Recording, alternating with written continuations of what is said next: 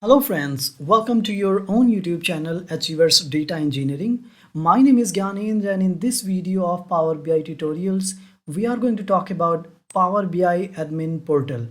Yes, so if you are going forward for any job related to Power BI administration or you are working on any end-to-end reporting solution where you might need some Power BI administration, or if you are going to publish any apps or any other report which is going to impact at the organization level, then definitely this video is going to be very helpful for you. Now, as you know, there are n number of options available in Power BI admin portal, and it won't be possible to cover all of them in a single video. That's why I am breaking this kind of information available into multiple parts. So in this particular part, which is part one of Power BI admin portal, I'm going to focus on tenant settings. So all we will be explaining is what is the tenant settings and what are the multiple options available into the tenant settings. So let's get started into the part one of Power BI admin portal tenant settings. Now, before we proceed further, I would really like to introduce you one contact information that are available.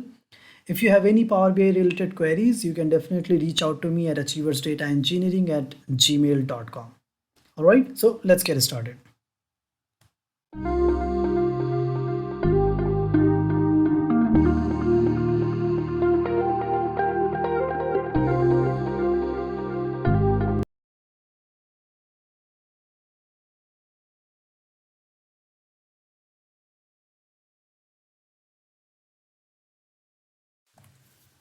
All right, so let's jump into Power BI administration portal and see what are the options available under the tenant settings and on the entire admin portal. So first of all, if you don't know how to reach on this admin portal, definitely you can go onto the powerbi.com, go into the settings, and you can see the admin portal option here. This page is kind of a flexible, and if you are watching this, if you're opening this page on a low resolution, I should say low, laptop screen, then it might come in a different way. You might see some ellipses like this, where you can click on this, go on the settings, and under settings you can find admin portal. But sometimes you can definitely find the settings options directly here. You can click on this and you will be able to go on the admin portal. Now, this definitely requires some elevated rights, then only you will be able to see all these options available. If you don't have admin rights, you can definitely come on this page, but you will see very limited options. So for example, you won't be able to see tenant settings, usage matrix and all, because definitely it requires some another level of access where you can control these things. All right, so let's first of all understand what is a tenant. So basically, if we live somewhere on the rent, then we call ourselves tenant, right? So it's similar to that. So let's consider an organization who is registering his domain with Power BI. So the moment he will register his domain, or let's say even an individual, if he's registering his particular domain with Power BI, then that particular contract or that particular registration, whenever it will took place, that organization or that individual will become a tenant of whatever features and services that we are going to avail from Power BI, Microsoft Power BI. Now, in whenever this registration happen, we get a tenant ID, which we can call a subscription ID or a tenant ID. Anytime when you are on the Power BI admin portal, or anytime you are on the powerbi.com and you are logged in with the credentials, you can definitely check what is your tenant ID. You can go on help and support. You can go into about Power BI, and under that you will be able to see all the informations available related to the subscription or the client version that you're working on. So you can see the service version, client version. You can find out an activity ID, app instance, and definitely a tenant URL which contains an ID as well. Along with that, you can also find out where the data is stored. So for example, if you are publishing any Power BI report and it has some data set, then where the data will be stored by default on which location. So that is also defined. This information is being provided at the time of registration, the domain, or when you are registering for the first time, this information will be provided. So that's what you can see here. All right, so let's get back to the tenant settings. All right, so the first option available in the tenant settings is help and support settings. Now under help and support, there are other four settings which we can check. Now the first option says publish get help information. If we expand the option, by default this option is disabled. Now it says that user in the organization can go to internal help and support resource from the Power BI help menu. Now what does it mean is, anytime when we are logged in on the powerbi.com on this particular portal and we go on help and support, and let's say if I click on learn, community or get help or any other link available here, so for example learn, this particular link will take me to another page which is also provided by Microsoft, and it contains some tutorials and learning options provided by Microsoft. Also, if I click on let's say community or get help, it will again navigate me to another page where I can interact with community, ask questions and all that. Now anyway, this all is taking me to another page maybe which is outside of the organization and powered by Microsoft only. With help of this option which says publish get help information, if we enable it, Power BI will allow us to provide some custom URLs. So how it will work is, if I let's say create a training documentation internally in the organization, publish it let's say internally somewhere and paste its URL here. Now once that URL will be available here, and anyone in the organization or under this particular tenant, all the subscriptions, all the subscribers and users, whenever they will click on learn, instead of going to that another page powered by Microsoft, they will be navigated to the internal page which is provided here. So it's more like, let's say if we are providing some reports and along with that report we can provide some training documentation, we can provide some licensing request details or help desk to get some help and support. So with all these options we can let our internal users, clients or even developers, instead of navigating them to outside any page developed by Microsoft, we can navigate them to the internal documents prepared by us internally.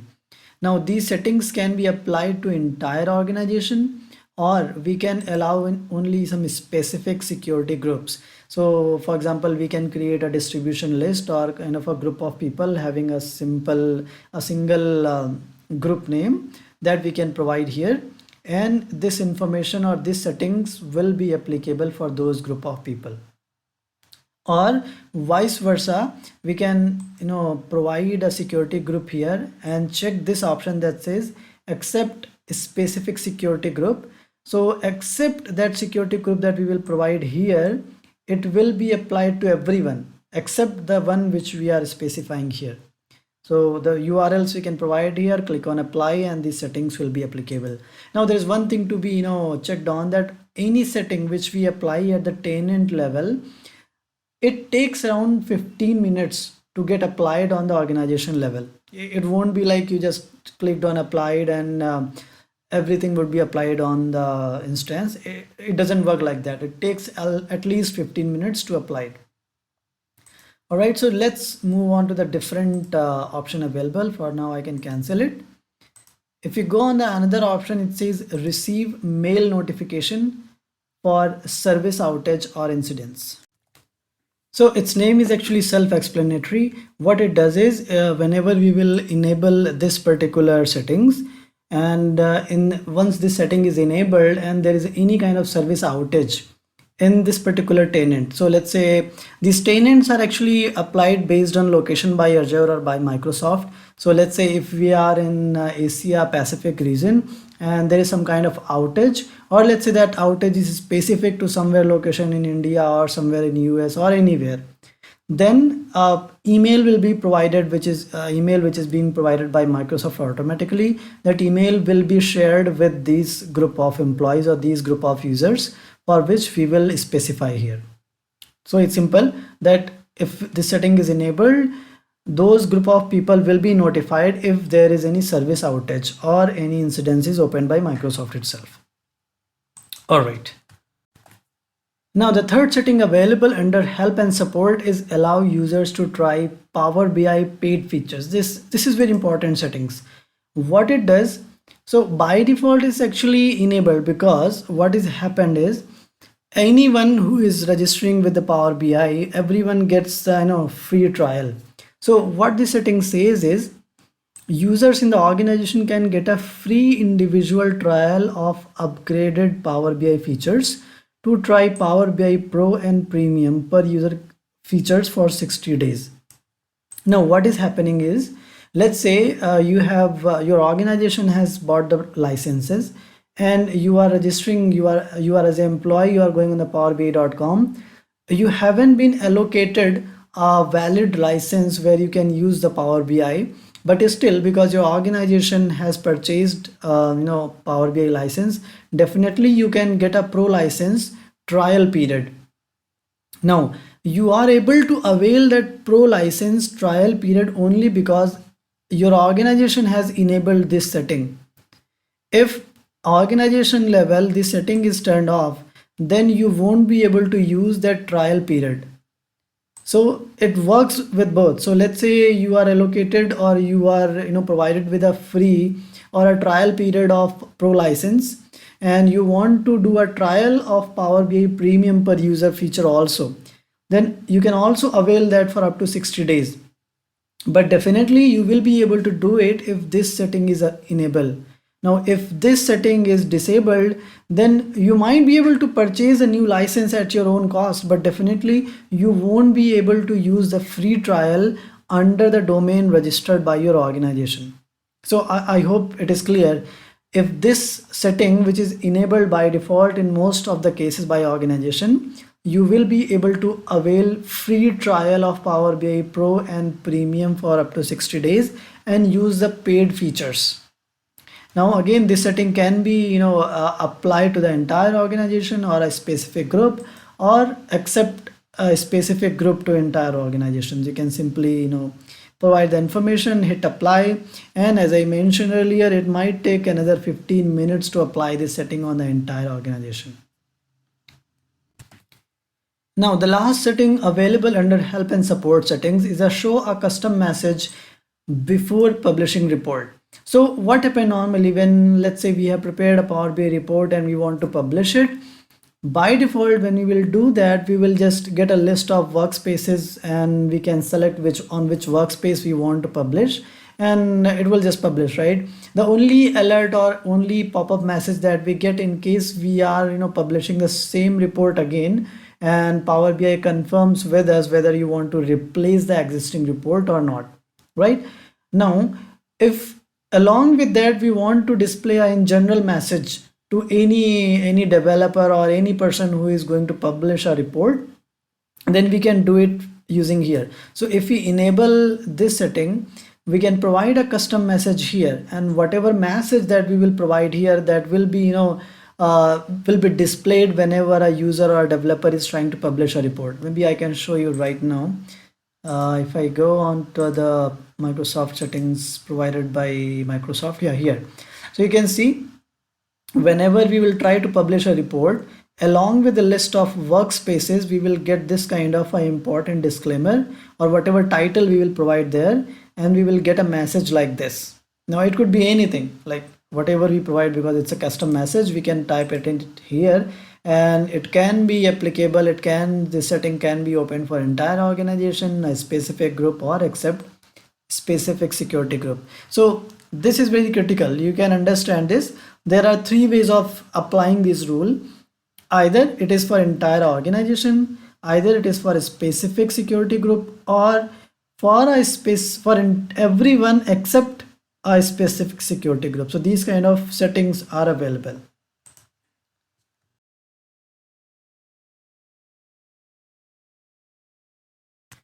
All right, now let's move toward the another group of settings, which is workspace related settings. So as it name says that it's related to workspace. So you might have a number of workspace available through where you can publish the reports. These settings are related to that. So the first setting says create workspace. Now what it says, user in the organization can create app workspaces to collaborate on dashboards, reports and other content. Even if this settings is disabled, an upgraded workspace will be created when a template app is installed.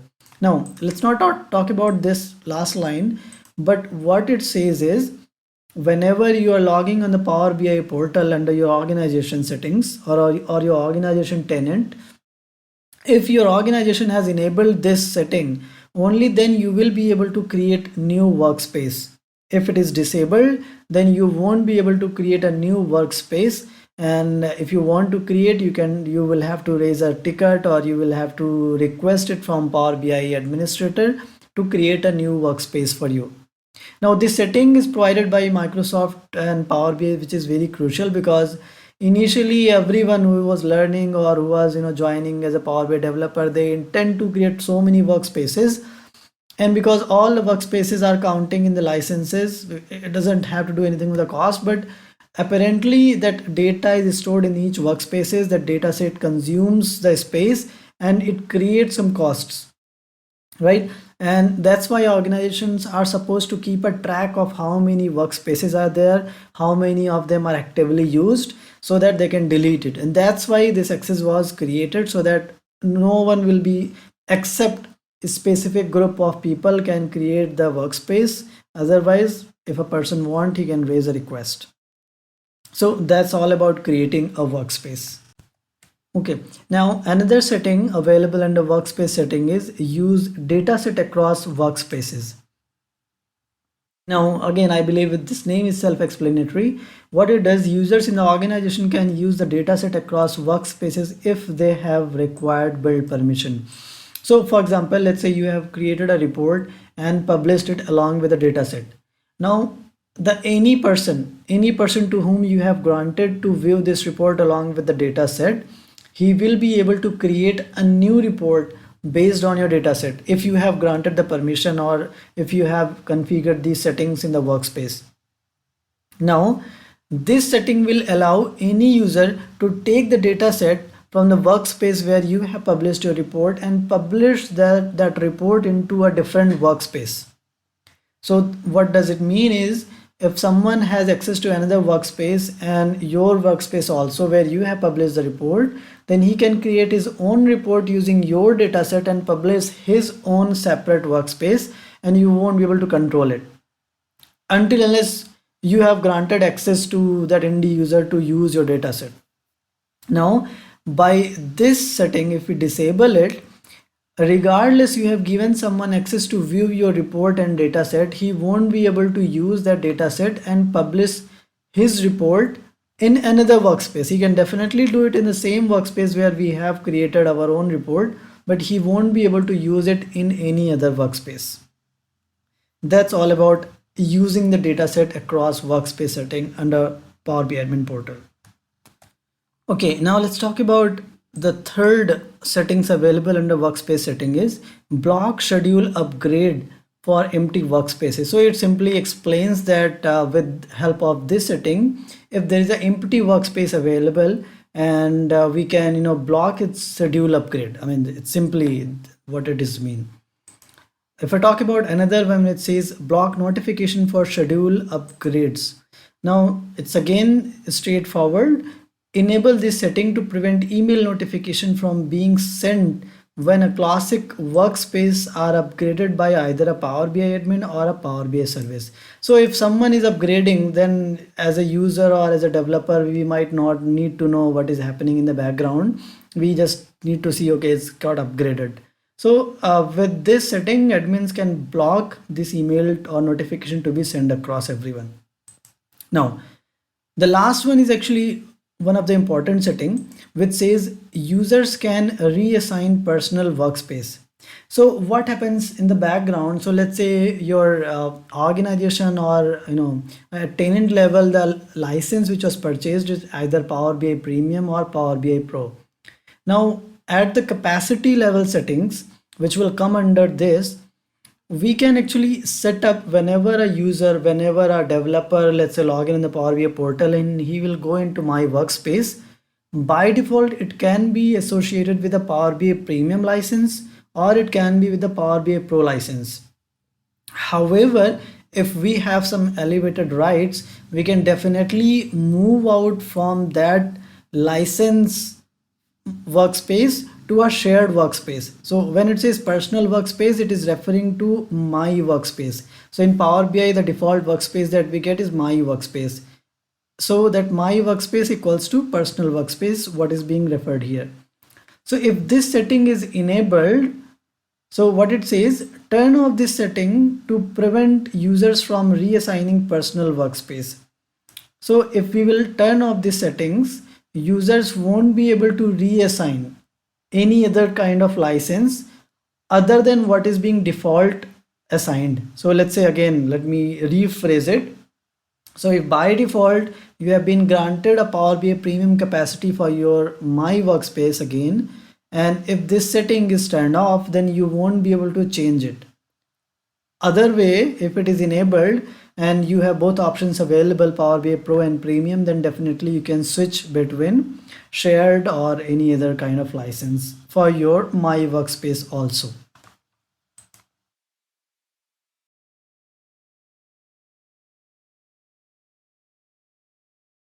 All right, now let's talk about the another information protection settings available under the tenant settings in admin portal.